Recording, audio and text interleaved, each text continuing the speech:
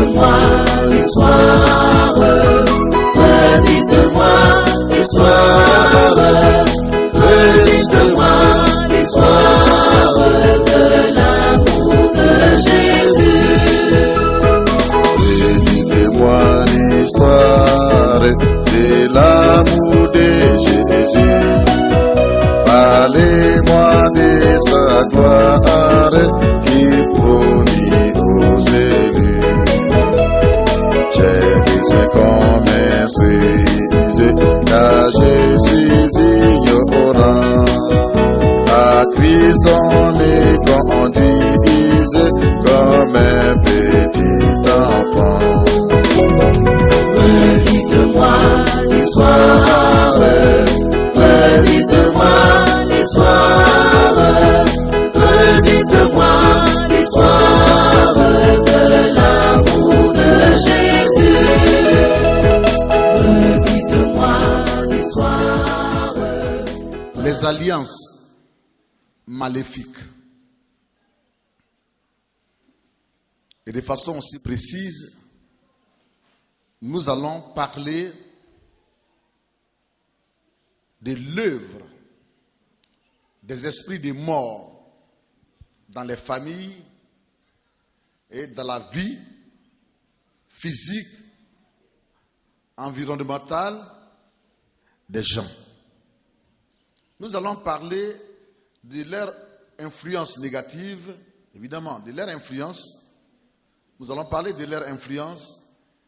Nous allons parler de ce que leur présence, ça fait dans la vie des gens, dans une famille ou dans une maison. Pourquoi, de façon aussi précise, nous parlons d'alliance maléfique? Évidemment, nous parlons d'alliance maléfique parce qu'il y a des alliances bénéfiques.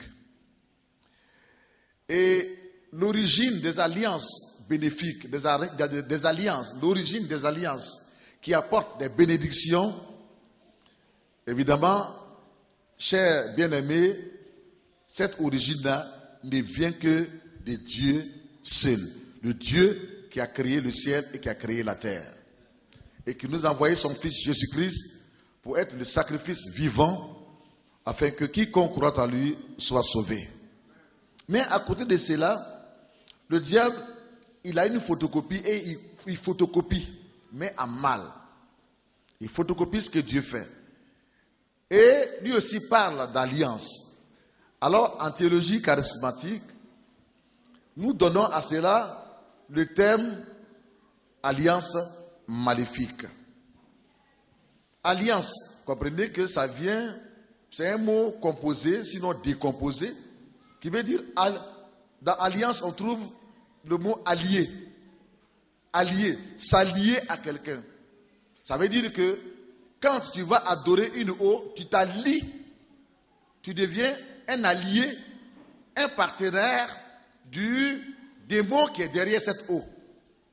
Quand tu vas adorer un autel où il y a une statue, la statue n'est rien, sans un esprit derrière. Et l'esprit qui est derrière s'appelle un démon. D'autres l'appellent de façon courante les génies. Alors, qu'est-ce que tu viens de faire dans ce cas-là? En adorant la statue, cet autel diabolique, tu t'allies. Tu veux dire au démon qui est derrière que je vais devenir un avec toi. À partir de cet instant, tu lui donnes le droit légal sur le plan spirituel et métaphysique de te posséder. De te posséder, et non seulement te posséder, mais de posséder ta maison et de posséder là où tu es, même ton bureau.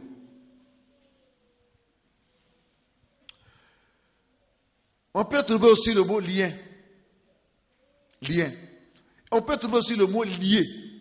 Ça veut donc dire que quand tu entres dans une alliance maléfique, si tu veux, en allant adorer par exemple un tombeau, le tombeau de ton père, prier pour que ton père qui est mort, il te donne des bénédictions, pour qu'il te garde, te protège, eh bien, laisse-moi te dire que tu te trompes. Tu te trompes. Tu te trompes tellement que par ce que tu veux de faire, tu as fait une alliance. On appelle ça une alliance maléfique. Mais cette alliance maléfique t'a lié donc au démon qui est dans ces tombeaux qu'on appelle le démon des morts. À partir de cet instant, toutes tes pensées vont commencer à devenir des pensées des morts. Ton environnement va être affecté par la présence des démons des morts. Tes entreprises, par des mêmes, au lieu d'aller donc en progressant, vont aller en reculant. C'est-à-dire que tu travailles et tu travailles. Et quand les démons des morts te suivent, tu n'atteins jamais l'objectif. Jamais. Et jamais. Laisse-moi te dire, ils peuvent te donner la force. La force, ce sont des esprits. Ils te donnent la force, tu cobayes. C'est-à-dire que tu travailles comme une cobaye. Tu travailles, mais tu ne produis rien. Rien. Parce que toi-même, tu inspires la mort. L'argent, c'est la vie. L'argent, ça apporte la vie. Si quelqu'un ne sait pas vivre ici, qui porte toujours des chemises déchirées, s'il reçoit ici, mais s'il reçoit ici 500 000 francs, vous allez voir, son style de vie va changer. Il va commencer à devenir nouveau. Il va inspirer la vie. Alléluia. Alléluia. Donc, quand tu reçois l'argent, les esprits des morts avec lesquels tu as fait cette alliance, évidemment, ils mettent la mort sur ton argent. Et soit on te vole, on t'agresse, soit l'argent tombe, l'argent se perd, ou bien on te vole mystiquement. Tu as de l'argent dans ton sac, c'était peut-être 1 million, mais tu vas te rendre compte qu'il te reste 300 000. Et c'est arrivé à pas mal de personnes.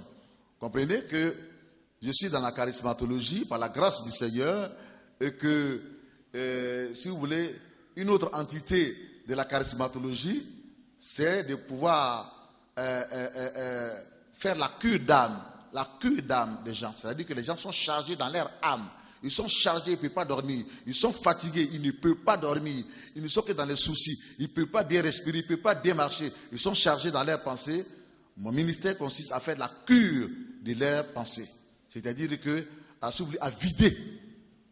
vider leurs pensées des mauvaises pensées, à les délivrer de sorte à ce qu'ils soient plutôt remplis de bonnes pensées, des pensées saines, des pensées qui viennent de Dieu.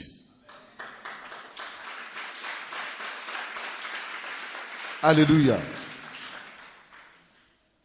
Donc, nous comprenons qu'il y a le mot lié, voyez-vous, et puis il y a le mot lien. Donc, quand vous êtes dans une alliance maléfique, automatiquement, vous vous enchaînez.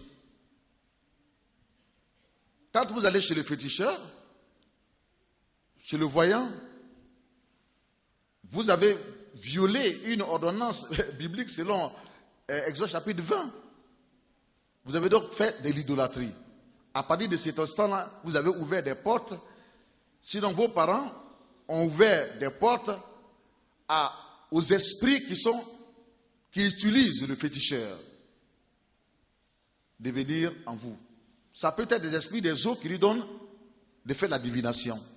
À partir de cet instant, vous aussi, vous êtes liés à l'esprit des eaux. Vous avez des chaînes dans vos pieds, dans vos mains. C'est ça les liens. Si ce sont des pitons qui lui donnent des révélations, des pitons, alors vous sortez de là, vous avez un gros piton tout autour de vous. Tout autour de vous.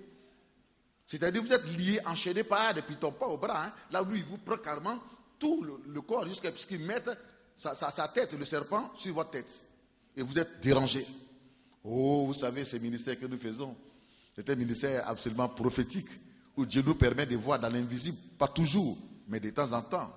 Il nous permet de voir dans l'invisible, pas toujours. Et il permet aussi à ceux pour lesquels nous prions d'avoir des visions sur eux-mêmes leur situation. Et ils voient que quelque part, ils sont enroulés de serpents. Et tout ceci, ces révélations, ça contribue, si vous voulez, à une délivrance parfaite, à une délivrance définitive. Et la vie de l'homme est un mystère à tout point de vue. Au niveau de son cœur, vous ne saurez jamais ce qu'il lui pense, mais il pense autre chose et puis il vous dit autre chose. Ça, c'est le premier mystère au niveau du cœur. Mais à côté de cela, lui-même peut être entouré d'un mystère et puis de ne pas se connaître. Pour se connaître, il faut qu'il aille vers Dieu au travers de ses serviteurs qui exercent un ministère charismatologique de délivrance. Voyez-vous? Et puis, à partir de cet instant-là, Dieu peut permettre à ce qu'il ait un environnement prophétique, c'est-à-dire prophétique, qui vous permet de percer les mystères. Et puis, lui qui était si orgueilleux, lui qui vous a minimisé même en venant, parce qu'il est bien habillé, parce qu'il est riche, parce qu'il a tout, qui vous a minimisé, quand vous commencez, n'est-ce pas, à lui donner des révélations sur sa vie, ou à lui imposer les mains, il tombe, il se relève, ainsi de suite. Quand il se relève, il dira que votre Dieu, il est Dieu. Il deviendra petit, petit, petit et petit. Parce que les mystères, ce n'est pas donné à tout le monde, s'il vous plaît, de les percer, de les démystifier. Sauf ceux à qui Dieu a donné cette grâce et sur lesquels il y a la puissante main de l'Éternel. C'est pour cela qu'il faut respecter les hommes qui font la délivrance. Il faut les aimer, il faut prier pour eux, il faut gêner pour eux, il faut les aider. Ne vous arrêtez pas là. Quand Dieu les a utilisés à prier pour vous, il faut continuer de leur faire du bien. Comme nous avons écouté le témoignage tout à l'heure. D'être plutôt partenaire avec eux que d'aller et puis faire, devenir arrogant, devenir orgueilleux parce que tu as été béni. Et puis, tu tombes, si tu veux, dans un aveuglement à cause de ton orgueil. Et puis, tu fais une autre alliance une alliance de chair, une alliance par la chair, avec l'esprit d'orgueil, et qui va faire que cet homme qui a fait ta délivrance, du coup, tu deviens son ennemi. Pour rien. Pour rien. Mais sache que tu tourneras jusqu'à et tu reviendras vers lui. Parce que son travail est comme le travail d'un docteur. Et comme il y a des maladies physiques, il y a aussi des maladies spirituelles. Et cette maladie-là, docteur ne peut pas guérir cela. Aucun économiste ne peut guérir cela. Aucun ministre, aucun chef d'État, malgré tous ces programmes de développement, ne peut pas. Si tu as un problème mystique ou si tu as un problème spirituel, ce n'est que vers Dieu que tu partiras au travers de ces oins. Alors, si tu as été désagréable vis-à-vis de ce oint, tu partiras chez un autre oint, mais tu ne seras pas béni. Tant que tu ne te seras pas repenti avec le oint que tu as offensé.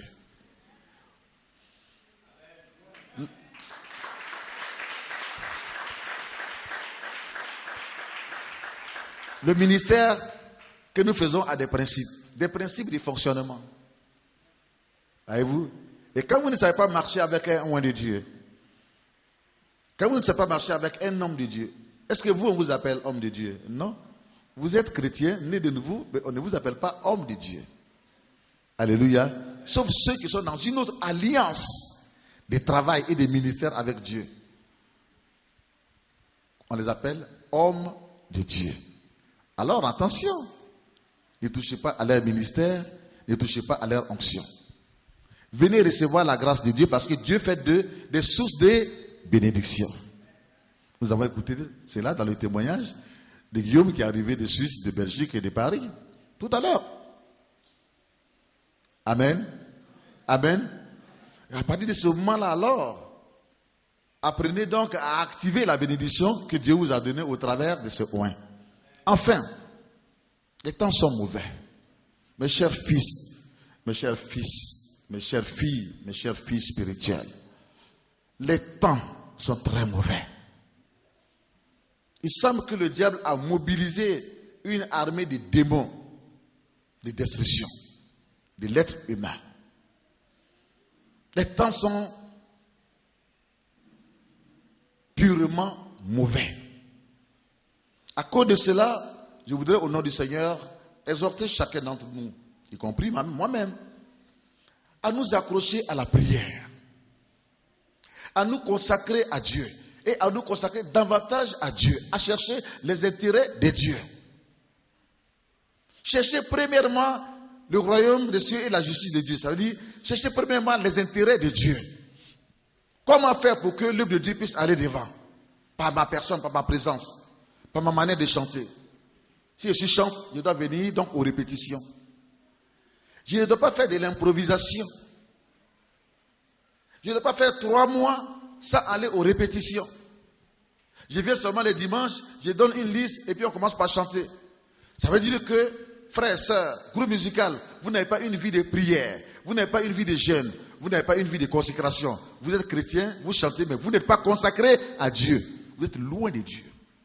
Votre vie spirituelle est loin de Dieu. Vous chantez, mais votre vie spirituelle est loin de Dieu. Et si votre vie spirituelle est loin de Dieu, vous vivrez dans le péché parce que décidément, la chair va vous dominer. Vous allez vivre dans le péché. Vous allez vous coucher avec les femmes, vous coucher avec les filles, vous coucher avec les garçons. Vous vous réveillez des lits de l'adultère et de l'impudicité et puis vous venez chanter. Et ça sera à votre détriment. Rien ne va marcher chez vous. Rien ne marchera chez vous. Parce que vous venez maudire la maison de Dieu. Et Dieu ne peut pas accepter cela. Dieu veut que vous soyez une bénédiction et non une malédiction. Pour son œuvre. Et pour ceux, voyez-vous, qui chantent ensemble avec vous, du moins, même si tout le monde ne chante pas, mais je voudrais dire, pour ceux qui écoutent et qui vous voient en train de chanter. Donc, même voir le groupe musical a besoin de consécration. C'est-à-dire que quand les doigts de un touchent le piano, ça déclenche, ça libère l'onction en même temps. Quand la voix se libère net, ça libère l'onction en même temps. Quand le doigt touche la guitare, c'est en même temps. Le groupe musical qui est consacré à Dieu sera donc obligé de venir non seulement aux répétitions, mais d'avoir dans la semaine des jours de jeûne, ne serait-ce que c'est le jour de jeûne. C'est leur travail, c'est leur ministère. Ils ont fait le choix. Cherchez premièrement le royaume de Dieu et la justice de Dieu. Cherchez les intérêts de Dieu. Ne cherchez pas vous-même d'abord votre intérêt. Vous renversez les rôles. Si vous renversez les rôles de cette façon, votre avancée vers la terre de bénédiction sera vraiment difficile. Je voudrais dire que cette terre-là pour vous sera aride pendant que vous êtes sur la même terre et pour d'autres il pleut, mais pour vous c'est aride, c'est desséché et c'est difficile. Cherchez premièrement le royaume de Dieu, vous dire que cherchez premièrement les intérêts de Dieu. Or, il se trouve que, non, j'ai travaillé, non, j'avais un rendez-vous, non, j'avais une réunion, et il y en a même qui sont les chefs des groupes dans les églises, les présidents des différents groupes, soit jeunesse, soit les hommes, soit présidents des femmes. Et c'est le dimanche qu'ils s'en vont à leur réunion de village, leur réunion ethnique. Mais vous sabotez votre vie spirituelle. Mais ce n'est pas possible. C'est le dimanche que vous allez à des réunions de morts. Jésus dit, laissez les morts enterrer les morts. Et vous venez annoncer la parole de Dieu aux vivants. Tout ceci nous demande un réveil spirituel, individuel, personnel. Je voudrais dire que tout ceci nous demande la consécration. Les temps sont mauvais. Faisons le meilleur choix. Mes chers enfants spirituels, parce que le péché nous enveloppe si facilement dans le but de nous éloigner de Dieu et de mettre, chaque fois que tu commets le péché net, c'est comme si tu construis une brique devant toi, et en fait de quoi ça monte, ça te dépasse, et donc tu es vivant, tu es à l'église, tu viens à l'église, mais tu n'es pas vivant, tu existes, mais tu n'es pas vivant, tu n'as pas la vie de Christ en toi, tu le sais très bien, toi tu m'écoutes, où que tu sois, tu le sais très bien, tu vas à l'église, tu existes à l'église, tu es membre de l'église sur papier. C'est de la formalité, mais tu ne remplis pas les conditions d'un véritable chrétien. Dans la mesure où tu es éloigné de Dieu et que tu as fait le choix de vivre dans le péché. Or, chaque péché commis est une brique que tu construis, un mur que tu construis entre Dieu et toi. À partir de ce moment-là, il serait difficile que Dieu puisse t'entendre. Que ce mur soit brisé ce matin au nom de Jésus. Mais c'est une question de décision. C'est une question de choix. Est-ce que vous me suivez? Il faut donc la prière. Je parlais, la jeunesse s'est réveillée. Et je rends grâce à Dieu. J'ai conseillé, la jeunesse s'est réveillée. Je rends grâce à Dieu. Mais il faut que, par exemple, le groupe musical se réveille. Parce qu'ils ne sont pas dans la tendance de notre église. La tendance de notre église, en ce moment-ci, depuis la Pentecôte, c'est le réveil spirituel. C'est la prière. C'est le jeûne. C'est la vie de consécration. Ils ne sont pas dans la tendance de notre église. Ils sont démodés par conséquent. Absolument démodés, déphasés. Ils sont dépassés. S'ils arrivent à chanter, c'est l'onction de l'homme de Dieu qui agit. Comment peuvent-ils réussir pendant qu'ils ne répètent pas? Ils ne répètent pas. Ça fait des mois et des mois, il ne faut pas de répétition. Mais s'ils arrivent à chanter, c'est l'onction de l'homme de Dieu qui agit. Est-ce qu'on peut acclamer le Saint-Esprit? Ça voudrait dire que l'homme de Dieu peut prendre des responsabilités et il va avoir des remaniements. Parce que dans la maison du Seigneur, il y a beaucoup qui veulent servir le Seigneur dans les champs. Beaucoup ont des dons. Et tout cela pour la bonne marche de l'œuvre de Dieu. Aimez Dieu. Consacrez-lui votre vie. Il vous a donné la voix. Il vous a donné l'intelligence pour jouer à la guitare, pour prier, pour chanter. Dieu veut voir l'état, la disposition, le positionnement de votre cœur, mes chers enfants. Les temps sont mauvais.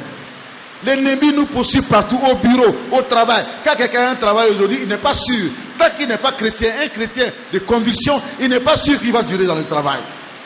Parce que le diable, ses agents, les méchants, nous poursuivent partout, partout, partout, partout.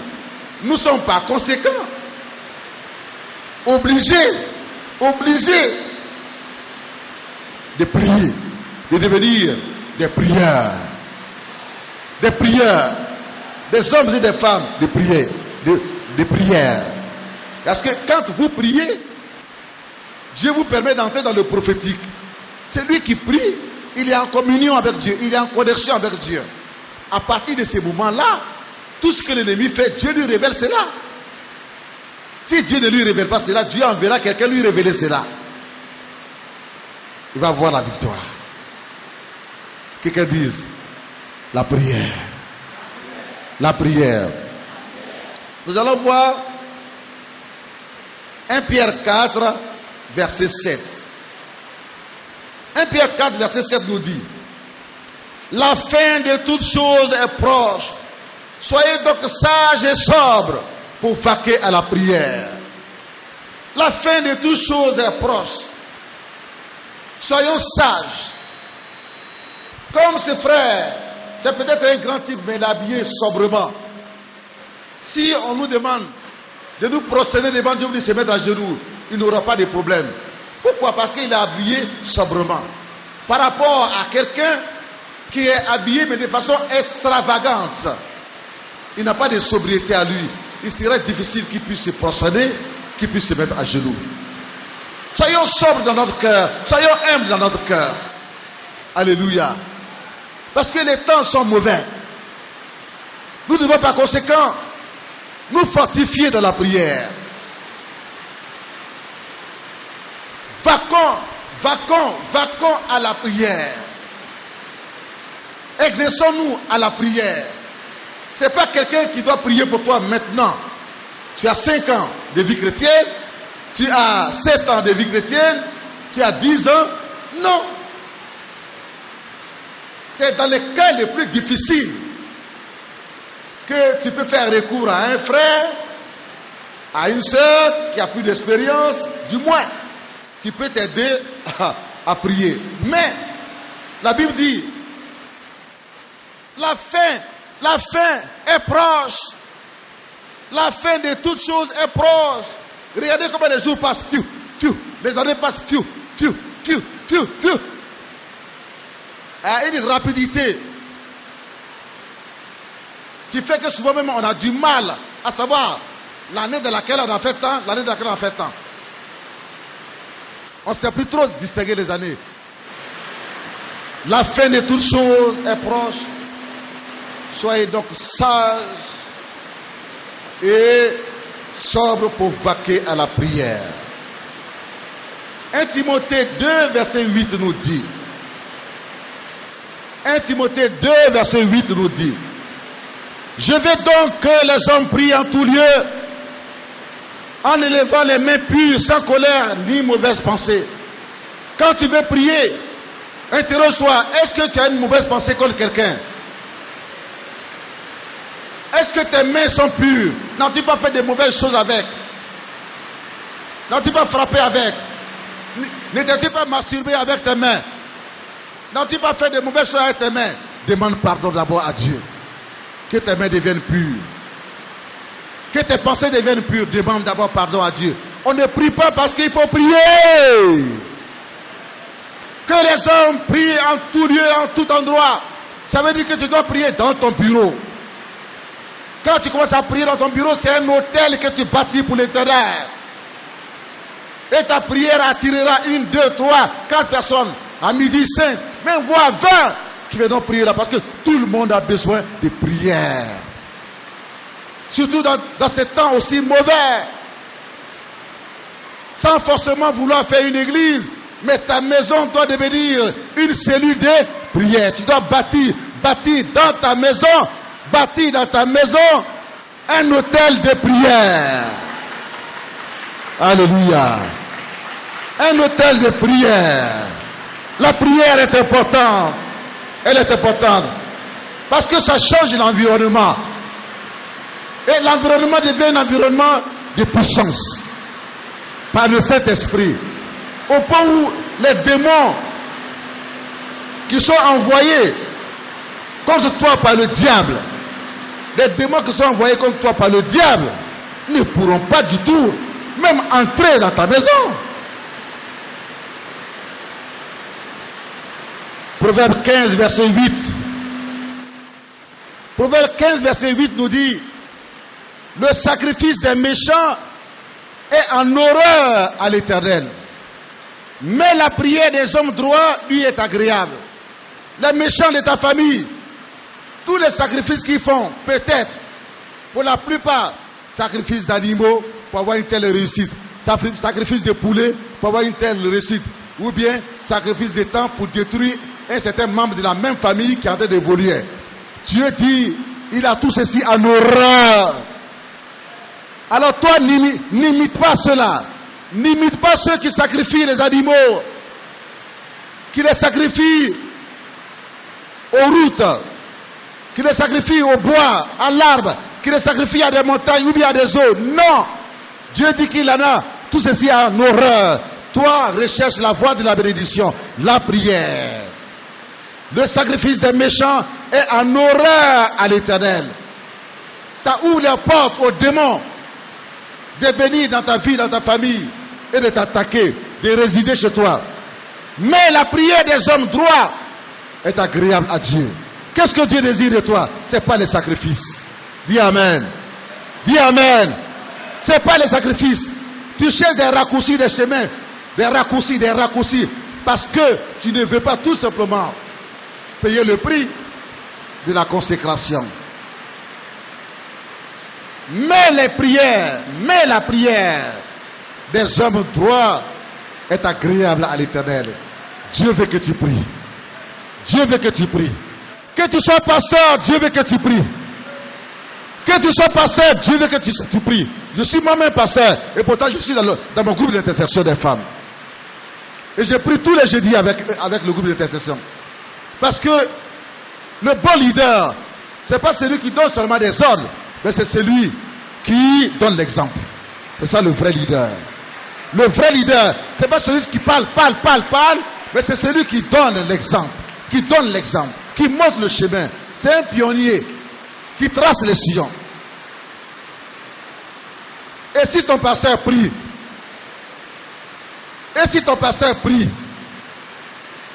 tu n'as pas de raison si toi tu ne pries pas. Lui, à qui Dieu a fait la grâce, il sait que s'il prie, c'est parce qu'il sait que les temps sont mauvais. Ça doit te réveiller, dis Amen. Ça doit te réveiller, dis Amen. Parce que tu peux obtenir la délivrance et partir. Mais la délivrance peut ne pas demeurer en toi et avec toi longtemps si tu vis dans la chair. Si tu vis dans la chair, si tu marches par la chair, et si tu ne pries pas, tu ne développes pas un environnement de prière qui peut te mettre en relation dorénavant avec ton Seigneur. Quelqu'un dit la prière. La prière. La prière. Encore. Encore. Encore. Encore. Je n'attends pas. Je n'attends pas. Je n'attends pas. Je n'attends pas. Je n'attends pas. Je n'attends pas. La prière. La prière.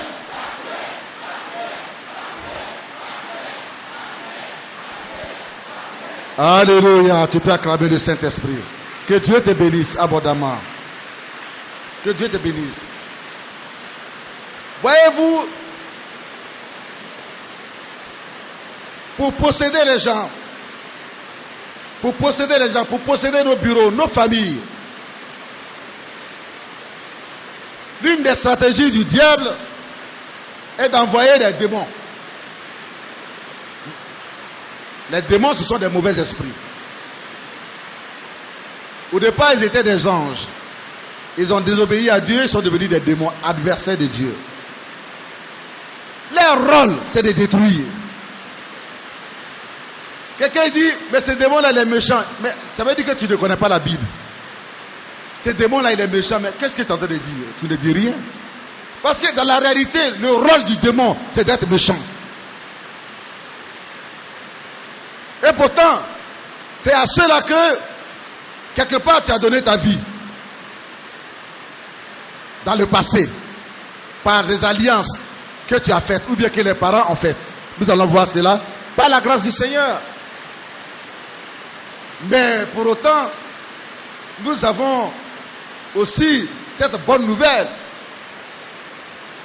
Jésus dit en Jean 10, verset 10, le voleur, c'est-à-dire le diable, il vient pour voler, égorger et détruire. C'est un méchant. Mais moi, je suis venu donner la vie et je suis venu la donner en abondance. Alléluia. Voici la mission du Seigneur Jésus. Il est venu en combat contre le diable. Il est venu arracher au diable ce qu'il t'a volé. Il est venu pour te redonner ce qu'il a égorgé. Il est venu pour te redonner ce que le diable a tué.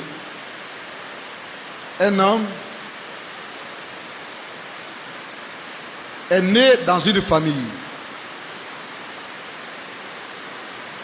Quand sa mère, elle mettait les enfants au monde, les enfants, ils grandissaient et ils mouraient. Ils grandissaient et ils mouraient. Surtout les garçons. Et elle était régulièrement dans les pleurs. Alors,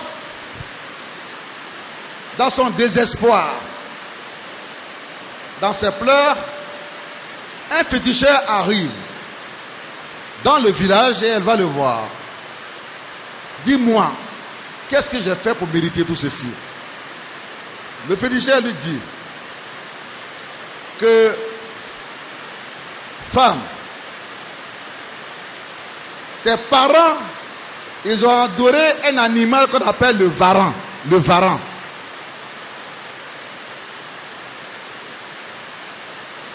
Mais toi, tu as grandi et puis tu manges le varan. Pourtant, le féticheur leur avait dit de ne pas manger le varan parce que c'est le varan qui leur donne des enfants. C'est le varan qui leur donne des enfants. À partir de quoi? Une alliance maléfique. Une alliance maléfique qui a lié l'âme de toute une famille à un varan.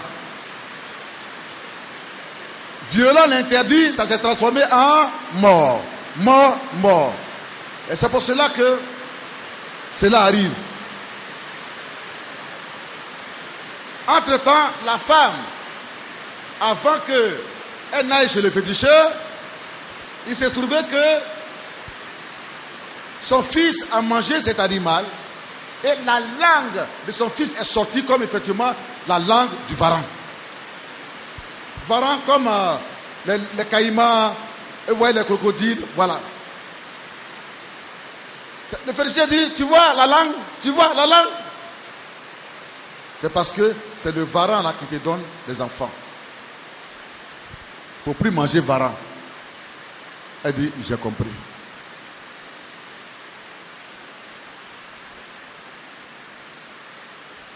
Il s'est trouvé que elle est revenue à la maison, elle en a parlé à son mari.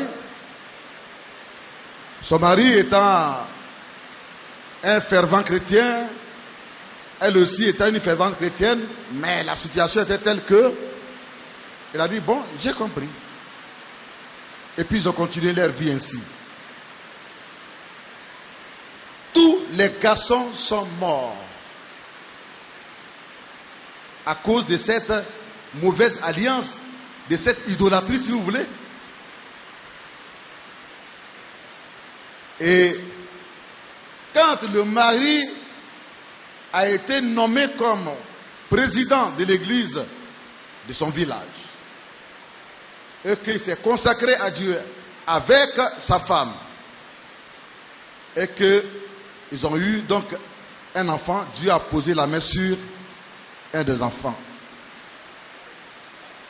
qui était un garçon. Il a donné à l'Éternel Dieu. Il dit, mais comme on dit, c'est Varan. Moi, j'ai dit, c'est Dieu qui m'a donné mes enfants. Donc, ces garçons-là, je m'avais appelé le prêtre. Il est parti appeler le prêtre. Le prêtre est venu, il a prié pour l'enfant et il a consacré l'enfant à Dieu. Il a donné un nom béni à l'enfant. L'enfant a grandi. Aujourd'hui, c'est un homme qui est incontournable sur le plan spirituel dans son pays. Il a un ministère d'impactation mondiale. Et Dieu l'utilise aujourd'hui pour guérir des malades, pour délivrer des vies, pour changer la situation des gens. Pourquoi et comment? Le Père a brisé l'alliance maléfique. Il a renversé le mauvais fondement. Et il a commencé à bâtir donc la naissance de ses enfants sur qui? Sur le Seigneur Jésus, sur la parole de Dieu. Et si, ce fut donc la fin de l'influence du Varan dans sa famille. Pourquoi tout ceci? Eh bien, tout simplement parce que une mauvaise alliance avait été faite par les arrière-parents de cet homme de Dieu. Et malheureusement, ça détruit et ça détruit. Le démon de mort a détruit. Le démon de mort a détruit et il a détruit. Jusqu'à ce que Jésus mette stop à ses œuvres. Quand il s'est marié, du coup net, ça a commencé à agir sur lui. Sa femme ne peut pas avoir d'enfant. Tout était comme cela. Et puis, Dieu dans sa grâce, il était derrière son bureau. Le Seigneur lui a dit, ne crains rien. Tu auras des enfants. Mais tu vois, maintenant en Christ, toi, il faut renverser les mauvais fondements de tes parents. Il faut briser la mauvaise alliance. J'ai accordé la grâce, tu es venu au monde. Mais toi, il faut renverser parce que si tu avais eu des enfants avant maintenant, ces enfants n'allaient pas vivre. Le même Varan, démon de mort, allait toujours agir pour tuer les enfants prématurément. Donc, renverse. Il a pris son courage à deux mains. Il a attaché sa ceinture et derrière son bureau, il a commencé à faire lui-même autodélivrance. Des déclarations, briser les fondements ancestraux, les briser, les renverser, briser les alliances maléfiques, ainsi de suite. Le Saint-Esprit lui a dit que tu as été délivré. Et toute ta famille a été délivrée. Maintenant, tu vas avoir des enfants. Aujourd'hui, il a 7 enfants. 7 enfants aujourd'hui.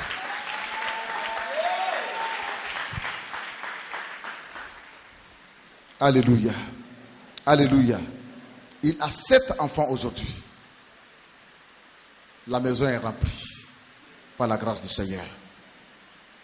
Vous pouvez même être président, ministre, pasteur et tout, Et puis les démons des morts peuvent avoir une influence négative sur vous dans la mesure où vous êtes alliés à eux, ou bien vos parents sont alliés à eux, et votre vie va être une vie sans vie. Redites-moi l'histoire, redites-moi l'histoire, redites-moi l'histoire de l'amour de Jésus. Redites-moi l'histoire de l'amour de Jésus. Parlez-moi de sa gloire qui promit aux élus.